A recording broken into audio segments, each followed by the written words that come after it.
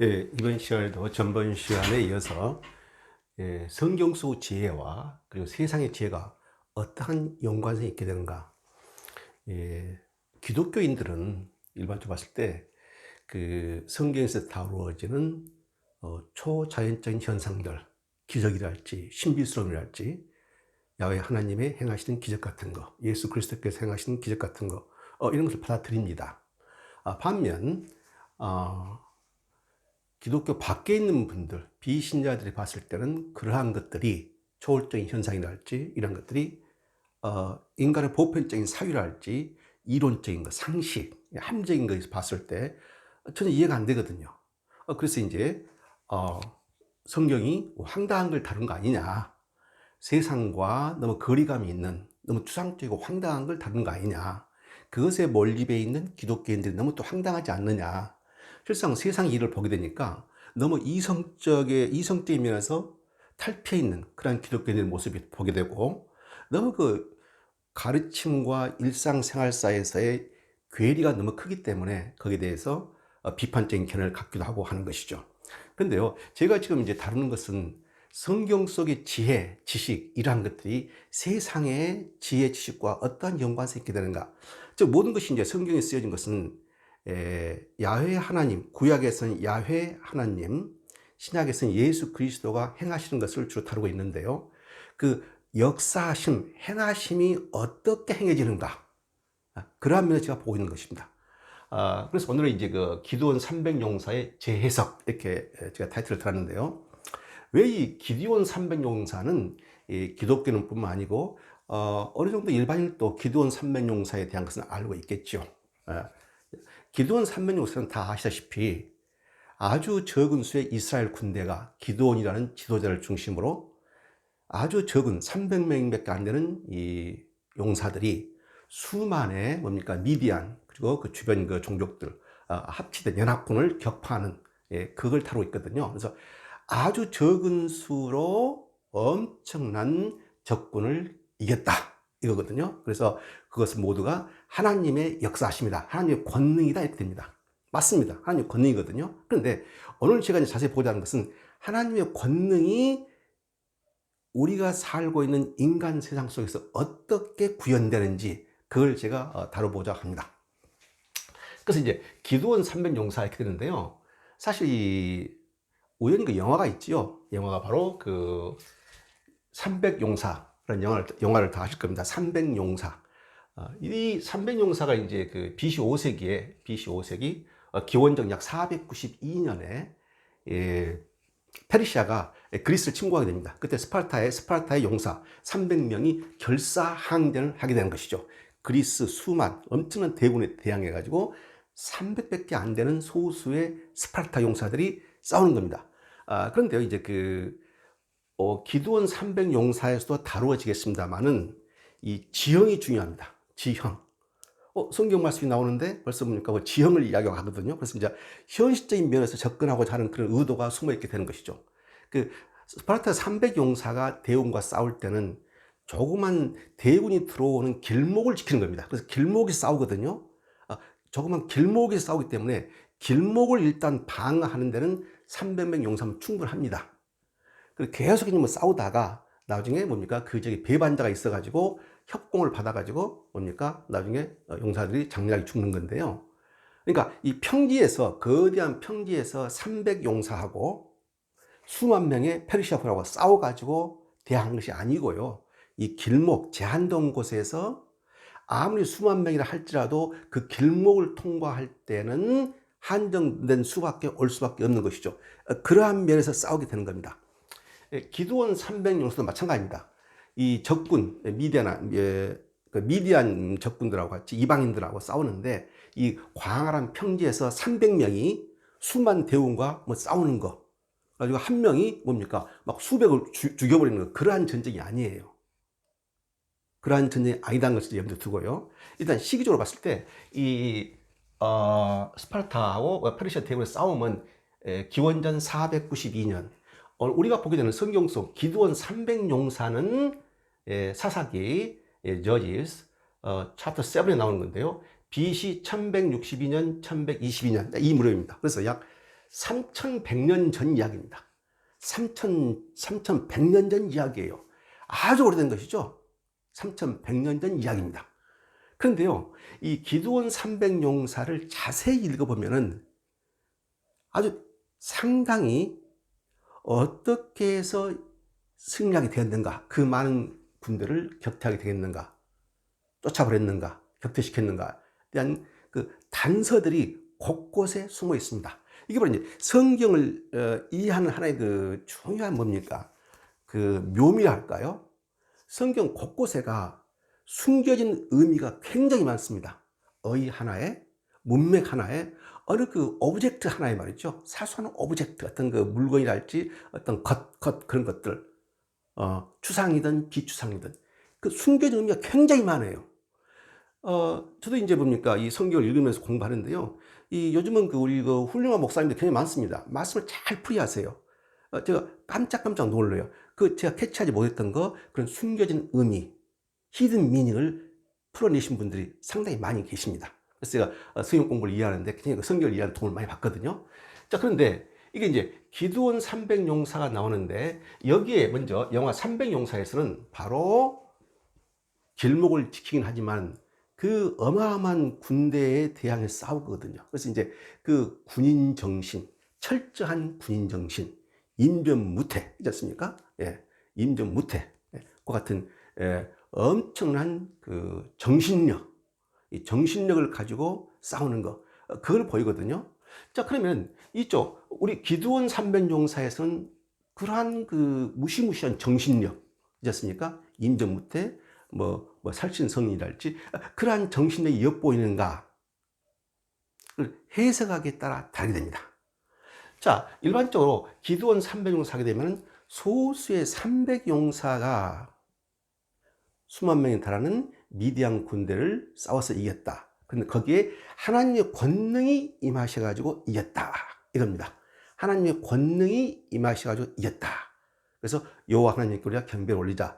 이거 맞거든요. 맞아요. 근데 어떻게 역사하신가?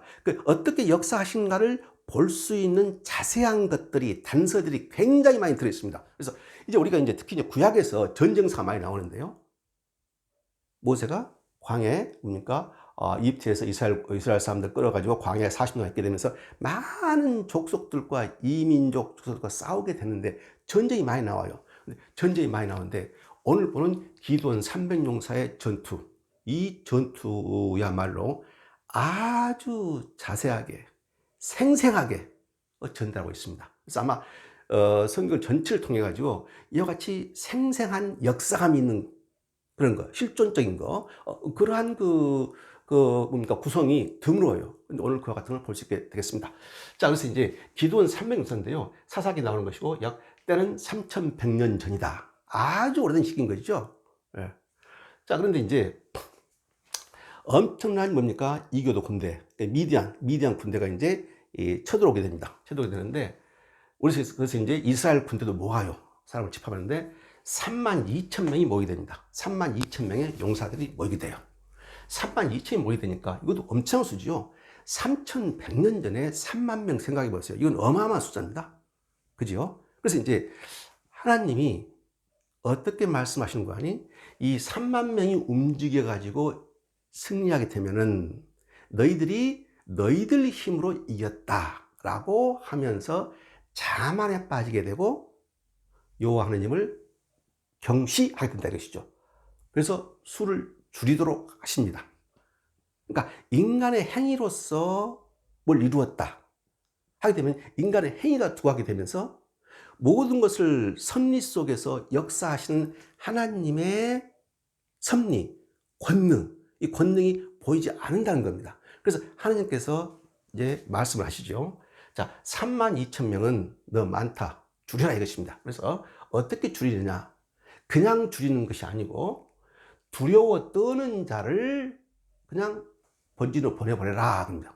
두려워 떠는 자, 그냥 수를 줄여라 한 것이 아니고요. 구체적으로 나옵니다.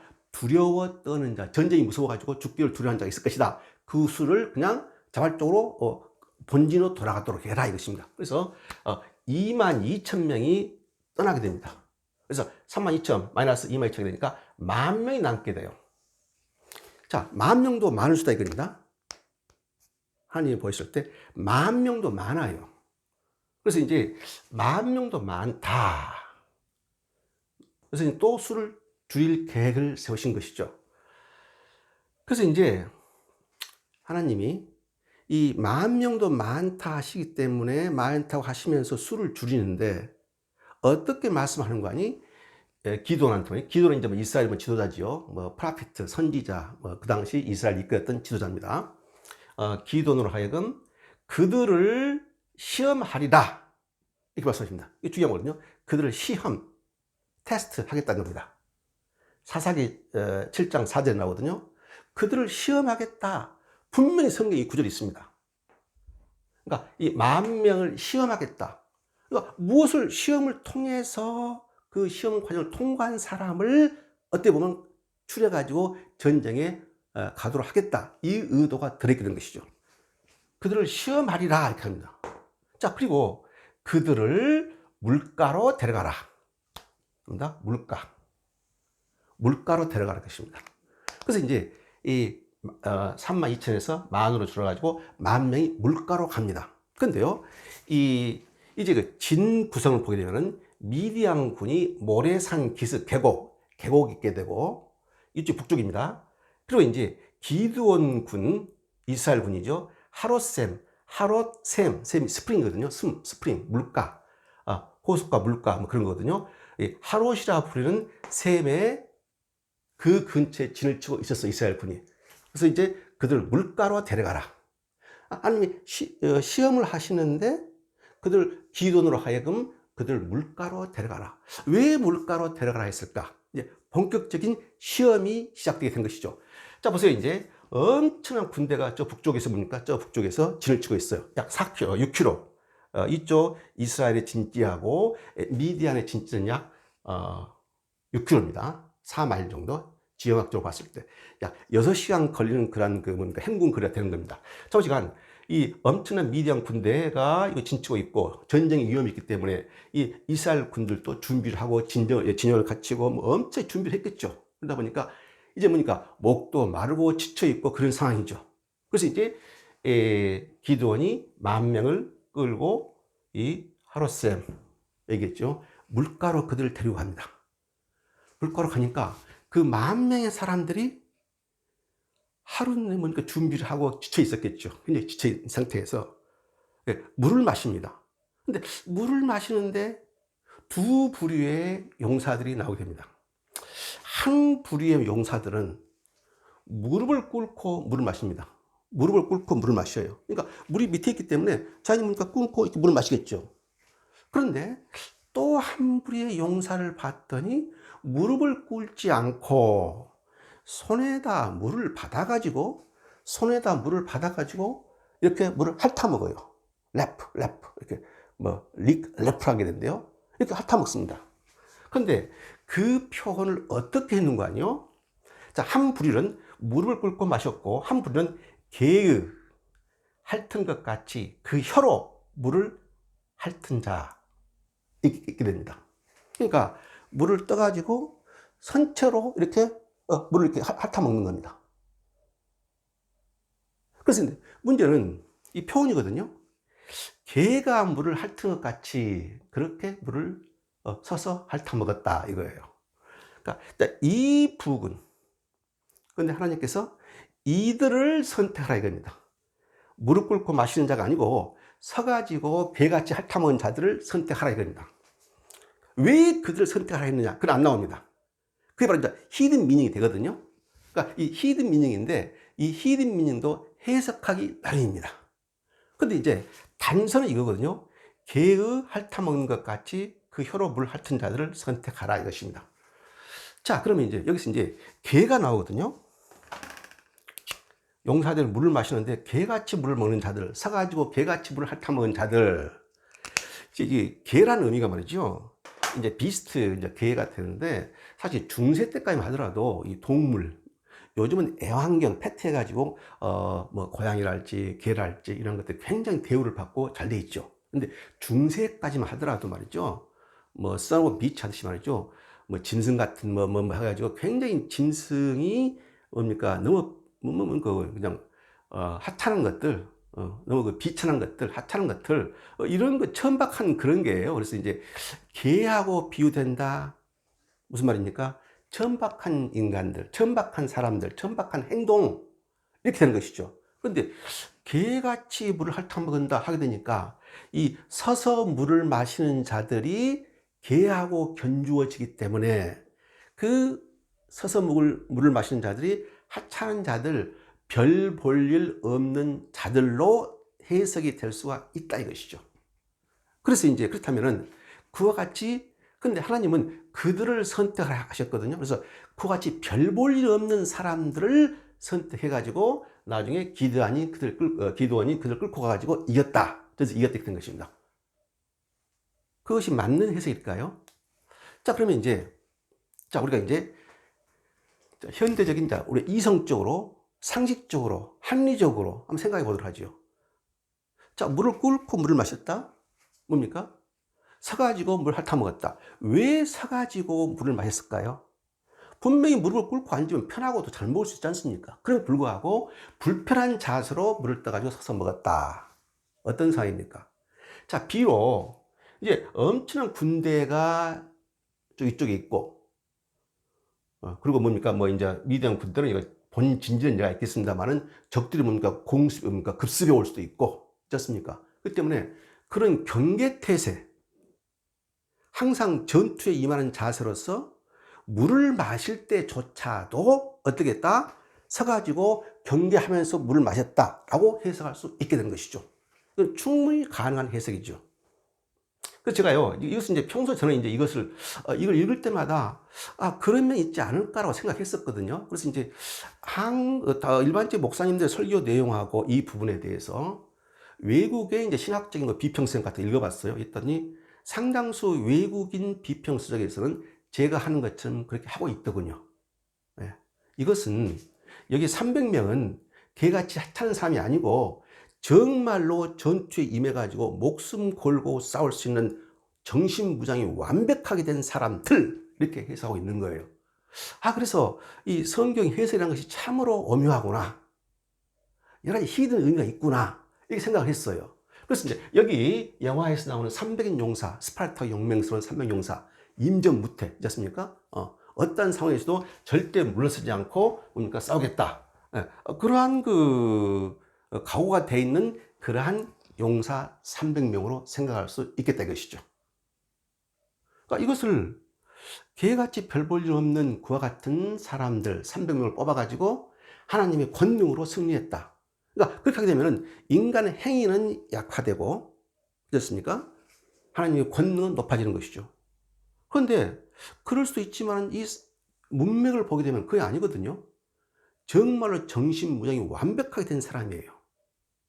그렇다면 그 정신무장이 완벽하게 된 사람을 하나님이 활용해 가지고 전쟁에 승리하게끔 만들었다라고 해석할 수도 있겠죠. 물론 이제 이것은 제 해석이 반드시 옳다고 하는 것을 말하는 건 아닙니다. 자, 그런데 성경에 이제 그 신명기가 있습니다. 신명기 20장인데요. 신명기 이제 한참 후에가 이제 뭡니까? 사사기 나오는데, 뭐 신명기 있게 되고 여호수아기 있게 되고 사사기. 그러니까 여기는 신명기는 이 사사기보다 BC 1160 그 이전입니다. 이전이에요. 몇백 년 이전이 되겠죠. 이 신명기에서도 전쟁 장면이 나옵니다. 전쟁 장면이 나오는데요. 어떻게 나오는 거 아니? 또 엄청난 뭡니까? 적군과 싸우는 장면이 나오게 되는데, 이 신명기에서 이제 모세가 이제 하는 말이 나오게 되죠. 이제 하나님의 명을 받아가지고 이제 말을 하게 되는데요. 자, 먼저 승리라는 것은 수에 있지 않고, the size of the number, 수의 크기에 있지 않고 trust in God, 하나님을 신뢰하는 것에 있는 것이다. 그러니까 인생을 살아가는데 어떤 업적을 쌓게 되고 우리가 성취하게 되는 것은 하나님을 신뢰하는 것에 있는 것이지 숫자에 있는 것이 아니다. 뭐 집안이 좋고 돈이 많고 교육이 좋고 하는 게 있는 게 아니고 오직 하나님 신뢰하는 속에서 우리가 목적한 바를 이루게 된다. 뭐 그렇게 볼 수 있겠죠. 그래서 이제 전쟁은 뭡니까? 승리는 여호와를 신뢰하는 것에 있지 수에 있지 않다. 이렇게 하게 됩니다. 그래서 이제 똑같이 신명기에서도 이스라엘 군대가 모였는데 수를 줄이는 그러한 이야기가 나오게 됩니다. 똑같아요. 3만 2천 명, 10,000명, 300명. 이 신명기 한참 앞서 있는 그러니까 사사기보다 앞서 있는 그 시대의 전쟁에 있어서도 이게 나옵니다. 구체적으로 나와요. 어떻게 나오느냐? 자, 일종 여기서 exemption, 이제 면제하는 겁니다. 많은 이스라엘 군대가 모였어요. 근데 하나님 보시기에 이 수가 다 갈 필요는 없다 것이죠. 그래서 이러한 사람은 제하거라. 집으로 돌려보내라 이것입니다. Let them go home. 집으로 돌려보내라 이겁니다. 자, 어떤 사람을 집으로 돌려보내느냐? 첫 번째, 새 집을 건축했어요. 새 집을 건축했는데 낙성식, 마지막 집이고 완성된 것을 뭡니까 축하하는, 뭔가 기리는 그런 낙성식을 마치지 않은 자들을, 그런 자들이 전쟁터에서 죽어버리면은 다른 사람이 그 집을 갖게 될 것이다. 얼마나 애석한 일이냐. 호로 집을 짓었는데 전쟁이 발발해가지고 여기 나온 자들, 집의 완성을 보지 못한 자들, 그들을 돌려보내라 이겁니다. 두 번째, 포도원. 포도원은 뭡니까? 잘 갖고 가지고 열매가 이제 곧 맺어요. 하비스트, 이제 포도원 소출은 이제, 포도원은 이제, 과실을, 결실을 맺는데, 결실을 맺지 못한 자들, 그들을 집으로 보내라 합니다. 세 번째, 청혼한 여인이 있어가지고 결혼식을 올리지 못한 용사들, 그들을 집으로 보내라 합니다. 자, 청혼을 했는데 결혼까지 못 가요. 전쟁에서 죽어버렸어요. 그럼 어떻게 됩니까? 네. 그 청혼한 여인은 다른 사람한테 가게 되겠죠. 참으로 애석한 일이다. 고로 그들을 뭡니까? 전쟁터로 가게 하지 말고 집으로 보내라. 이것입니다. 마지막으로 겁쟁이들을, 그죠? 카워드, 겁쟁이들, 전쟁을 무서워하는 겁쟁이들을 집으로 보내라. 그들이 있게 되면은 그 겁쟁이 한 사람뿐만 아니고 주위에 있는 사람들까지 전의를 싸우고자 하는 그 정신, 그러니까 용맹성을, 사기를 떨어뜨린다. 고로 그런 겁쟁이들은 그냥 미리서 보내버려라 이것입니다. 자, 잘 보세요. 자, 새 집을 지었어요. 그 결실을 못 보고 왔어요. 그러니까 마음속에 뭐가 있겠습니까? 항상 전쟁 중에 있으면서도 마음속에 새 집에 대한 열망이 있겠죠. 자, 포도원 산출. 혹시를 많이 재배를 했는데 결실을 못 봤어요. 항상 그 마음속에 그거 있겠죠. 사랑한 여인이 있게 돼요. 사랑한 여인이 있게 되는데 결혼식을 못 올렸어요. 죽게 되면 어떻게 됩니까? 그러니까 이러한 것들이 새 속에 인간의 마음을 잡고 있는 것들이죠. 그렇죠? 근데 그러한 것들을 마음속에 가득 차 있으면은 전쟁에 갈 때, 전쟁이 뭡니까? 임했을 때 마음이 산만해진다. 온전히 전쟁에 몰입할 수가 없게 된다. 고로 그와 같이 정신 상태가 안 되는 자들은 그냥 집으로 돌려보내버려라 이겁니다. 남은 수 가지고 싸움을 하라 이것이죠. 이거하고 신명기에 나오는 이 부분하고 어떻습니까? 기드온 용사에 서서 물을 마시면서 경계태세를 갖추면서 물을 마시는 이 정신력하고 같지요. 근데 성경에 있으면 여기도 나오고 여기도 나와요. 두 군데 다 굉장한 정신력, 정신무장이, 완벽하게 정신무장이 되어 있는 그 용사, 그 용사들을 추리는 작업을 하고 있는 것이죠. 그러니까 하나님이 역사하신다? 하나님이 역사하시는데 우리가 뭡니까? 상식적으로, 이성적으로 접근할 수 있는 그런 리얼리티, 현실적인 그러한 요소가 들어있다 그것입니다. 자, 그런데 더 나아가지고 이제 이 미디안군을 이제 기드온이 어떻게 격파하느냐, 또 자세히 나옵니다. 아주 자세히 나와요.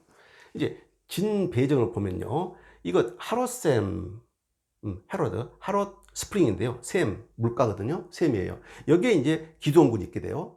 이 북쪽에가 모래산이 있게 되고, 모래산 계곡에가 제저리라는 계곡에가 엄청난 뭡니까? 이 미디안 군대가 진을 치고 있어요. 근데 그 미디안 사람 말고 미디안족과 그 연합해 있는 또 군대가 있게 됩니다.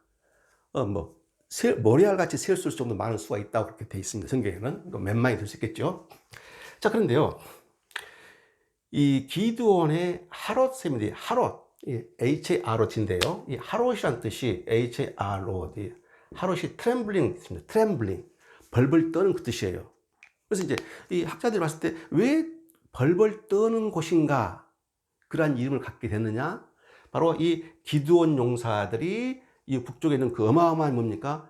적군을 보니까 무서워 겁났다. 그런 것이 있게 되고, 나중에 이 기드온 용사들이 뭡니까? 이 모래산 아래에 있는 계곡에 있는 미디안군을 격파시켜 가지고 그 미디안군들이 혼돈 속에서 죽고 도망가게 되거든요. 그래서 떨었다. 그런 이름을 땄을 것이다. 둘 중에 하나 봤기 때문에 트렘블링, 떨다, 겁에 질렸다. 그런 이름을 갖게 되었다라고 보게 됩니다. 근데 성경에서 보게 되면 특히 구약에서 엄청난 지명 이름들이 무지하게 많이 나옵니다. 고유명사 많이 나와요. 강 이름이랄지, 산 이름이랄지, 종족 이름이랄지 엄청 많이 나오거든요. 특히 사람 이름, 셀 수 없을 정도로 많은 그러한 요소들이 나와요. 그런데 이제 어느 날 그 고고학에서 봤을 때 성경에서 역사상에 아직까지 발견된 어떤 지명이 없는데 나중에 고고학자들이 탐구하다 보면은 성경에 있는 고유명사들이 발견된 경우가 있게 됩니다. 그래서 이제 성경의 역사성, 그런 것을 이제 중시하는 분들이 계신데요. 차오지간 먼저는 그러니까 우쪽 북쪽에가 자리를 잡고 있고 적군이 이쪽에가 하롯세 밑에 있기 때문에 남쪽에가 진을 치고 있는 겁니다. 그래서 이제 이와 같이 과정을 거쳐 가지고 그들을 시험하리라, 시험을 통과한 300명이죠. 그러니까 어떤 특별한 검증 과정을 거친 거예요. 그러니까 하나님 무작정 300을 수린 것이 아니고 이와 같은 검증을 거쳤다. 어떤 검증? 임전무태. 그러니까 완벽하게 항상 준비도록 같은 정신무장이 된 서서 물을 먹을 정도로. 왜 서서 먹었느냐? 사방을 보면서 살피기 때문에 그런 정신을 가진 자를 뽑은 것이죠. 그것이 바로 시험이었던 거예요. 그런 과정을 거친 자들이에요. 그런 자들이 있게 되는데, 여기서 이제 기드온군이 있게 되는데 어떻게 하는 거냐? 아침에 일찍 일어납니다. 아침에 일찍 일어나요. 그러니까 아침에 일찍 early in the morning 이렇게 나오게 되는데요. 그래가지고 이제 이쪽에 전쟁이 터지는데, 전쟁이 발발하게 되는데 이 미디안군이 이 모래산 계곡에가 있었다. 계곡에 있었다. 그리고 이제 그들을 습격해 들어가는데 내려갔다 나옵니다. 내려갔다. 그들을 공격하게 되는데 내려갔다 나와요. 그 무슨 말인 거 아니? 이렇게 공격했다기보다는 그쪽으로 가까이 가가지고 계곡 위쪽에서 아래쪽에 있는 미디안 군을 향해서 공격에 들어갔다라고 볼 수 있게 되는 것이죠. 그럼 이동을 했다는 것이죠. 여기서 여기까지가 약 6km입니다. 지형학적으로 봤을 때 모래산까지가 계곡까지가 이 하롯셈에서 모래산 계곡까지가 약 6km예요. 오늘날 봤을 때요. 그럼 6km면 이 사람들이 보통 행군했을 때 약 6시간, 약 6시간 걸리는 거리예요. 그래서 이제 아침에 진영을 꾸미고 뭡니까? 이 시험을 테스트하고 그다음에 뭡니까? 진열 장비를 갖춰가지고 이 6시간가량 움직여가지고 시간대는 정확히 모르죠. 그래가지고 이제 전투 준비를 하게 되는데 어떻게 준비를 하느냐? 이 300명으로 하여금 나팔을 준비하게 됩니다. 나팔, 트럼펫. 근데 300명이 다 나팔을 준비한 거예요.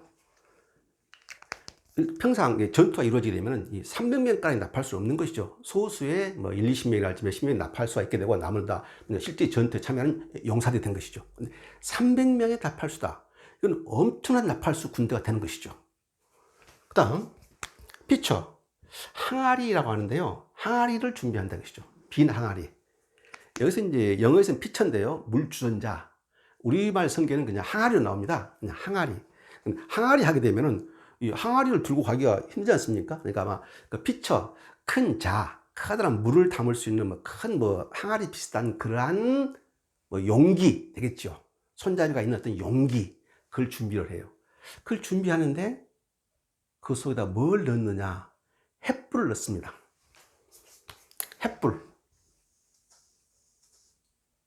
횃불을 항아리 속에 넣은 것입니다. 횃불을 항아리 속에 넣어가지고 이 계곡 아래에 있는 미디안 군대 진지로 향해 갑니다. 한 손에는 트럼펫, 한 손에는 횃불이 든 항아리. 그래가지고 이 적들이 있는 곳으로 내려가게 되죠. 그래서 300명을 100명, 100명, 100명 해가지고 사방에서 공격에 들어갑니다. 그리고 이제 적진지에 도착해가지고 시간이 언제냐? 잠든 후에 보초들이 교대하는 순간, 잠든 모든 용사들이 잠들어가지고 보초들이 교대하는 순간, 보초들이 교대하는 순간, 그때에 급습하게 됩니다. 칠흑같이 깊은 밤이에요. 보초들이 막 교대를 시작합니다. 보초들이 교대를 시작했다, 막 끝났다 하기 때문에 완전한 경계태세가 갖춰지지 않는 것이죠. 그때를 이용한 겁니다. 기드온이 말이죠.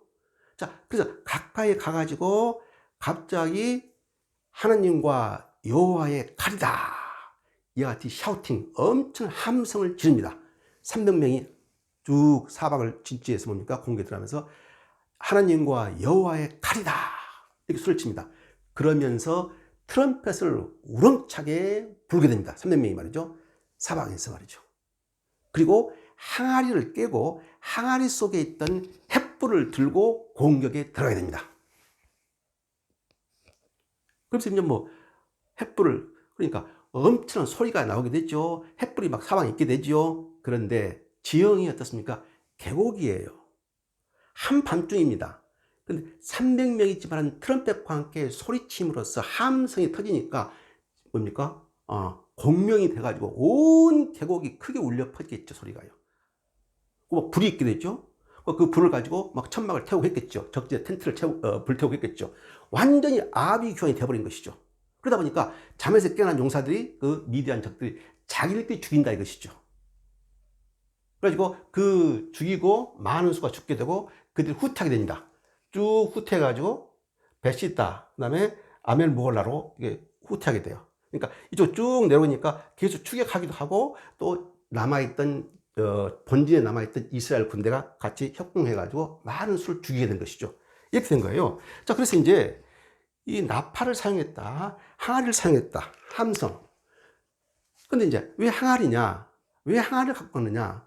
횃불을 들고 한밤중에 계곡으로 300명이 횃불을 들고 왔다 보일 거 아닙니까? 그러니까 보초들 보고 빨리 깨워가지고 전투에서 갇혀 있게 된 것이죠. 그러니까 그걸 숨기기 위해서 항아리 속에 넣어가지고 횃불을 들고 내려간 것이죠.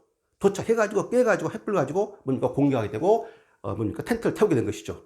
그러니까 오늘날 보게 되면 삼국지에 나오는 화공법, 그죠? 화공법이죠. 불로 이용한 공격법. 그다음에 교란작전, 그죠?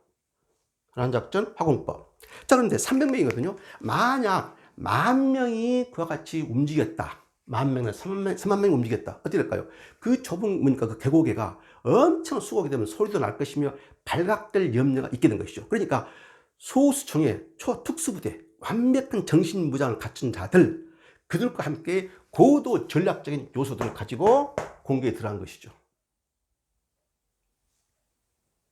그러니까 지형을 이용했고, 시간을 이용했고, 잠든 시간 보초가 교대했을 때, 그 다음에 나팔을 불고 함성을 지르고 항아리 속에 램프를 꺼내가지고 불로써 공격하는 거. 텐트를 태웠겠죠.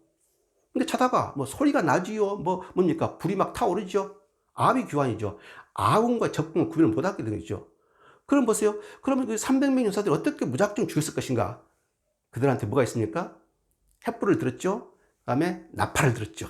그러니까 칠흑 같은 밤일지를 하더라도 이 300명 용사들끼리는 서로 알아볼 수 있는 그런 어떤 그 표시가 될 수 있게 된 것이죠.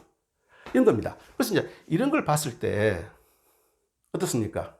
이런 걸 봤을 때 보잘것없는 300명 용사가 그들을 하나님의 권능으로 이겼다. 맞지요? 하나님의 권능으로, 이제 그 이전에 기도원으로 하여금 이제 하나님의 권능을 확인시키기 위해서 기적 같은 뭡니까? 그런 초월적인 현상을 보여주게 됩니다. 하나님의 역사 속에서 이루어지는데 자세히 분석하면은 이와 같이 현실적이고 전투에서 볼 수 있는 그런 뭡니까? 전술적인 측면이 아주 많이 들어있다 이것입니다. 아주 흥미로운 부분이죠. 네. 아주 흥미로운 부분입니다. 그런데 베이컨의 이제 뭡니까? 16세기 베이컨의 그 싱글 라이프하고 매드 라이프, 결혼한 것과 결혼하지 않은 것, 독신이 좋느냐, 결혼한 것이 좋느냐, 이 글이 있게 됩니다. 그래서 이제 독신의 장단점, 결혼했을 때 장단점이 있게 되는데, 전투에 가게 되면 독신자들은 도망가 버린다 이거예요. 그런데 가정이 있는 자들은 고향에 있는 가족이 생각나기 때문에 도망가지 않는다는 겁니다. 그와 같은 심리적인 요인을 고려한 겁니다. 마치 여기에서 말이죠. 새 집을 건축해가지고 완성을 못 봤다. 그러니까 마음이 그곳에 있는 겁니다. 포도원 산출을 생각한다 것이죠. 청혼한 여인이 있다 것이죠. 생각한다 것이죠. 이런 자들은 마음이 산만하기 때문에 아예 그냥 전투에 참여하지 마라 이것이죠. 그 남은 자들, 오로지 완전히 전투에 몰입할 수 있는 자들, 정신무장이 되는 자들, 그들만 데리고 와서 싸워라. 이게 바로 기도원 삼면용사. 여기서 뭡니까? 개에 핥은 것 같이 그 혀로 물을 핥은 자. 어떠한 상황 속에서도 전투 태세를 갖추고 경계 태세를 갖추고 뭔 일을 하는 용사들, 그게 바로 온전한 정신무장이 되는 자들이라. 그들을 활용한 것이죠. 플러스 이와 같이 현실적인 전술적인 요소들이 가미되어 있다는 것입니다. 그래서 이제 성경을 볼 때 이와 같은 요소들이 굉장히 많습니다. 구약에도 그렇고 신약에도 그렇고 말이죠. 반면 또 우리가 보니까 현실적으로 접근하기 힘든 부분이 또 너무 많습니다. 예, 그런 것도 제가 앞으로 다뤄보려고 할 건데요. 자오지간 이 성경 속 지혜, 세상의 지혜가 전혀 성경 속 지혜가 전혀 세상 속 지혜와 지식 지혜와 별개가 아니다는 것. 그것을 제가 지금 전해드리자 하고요. 계속해서 이러한 측면에서 성경 말씀을 다뤄보도록 하겠습니다.